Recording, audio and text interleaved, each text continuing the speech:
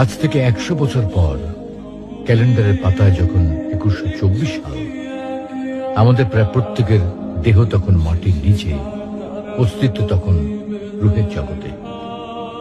ইতিমধ্যে ফেলে যাওয়া আমাদের সেই সুন্দর বাড়িটা হয়তো পরবর্তী প্রজন্ম ভোগ করছে। পছন্দের কাপড়গুলো ব্যাকডেটেড হয়ে গেছে। শখের গাড়িটা হয়তো অন্য কেউ চালাচ্ছে, আর আমায় খুব কম জনই স্মরণে রেখেছে, হয়তো কেউ ভাবেও না।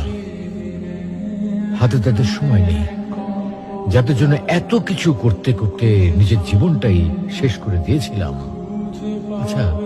আচ্ছা, বাস্তবতার এই জীবনে আপনি আপনার দাদাকে কতবার স্মরণ করেন? আপনার দাদির কথা আপনি কখনো কি আপনার মনে পড়ে? পৃথিবীর বুকে আজকে এই বেঁচে থাকা, এত হইচই, এত মায়া কান্না এভাবেই চলছে। গত হওয়া অসংখ্য প্রজন্মকে টপকে আমরা এই জীবন লাভ করেছি। তেমনিভাবে আগামীতে অসংখ্য প্রজন্মের ভিড়ে হারিয়ে যাবে আমাদের এই জীবন।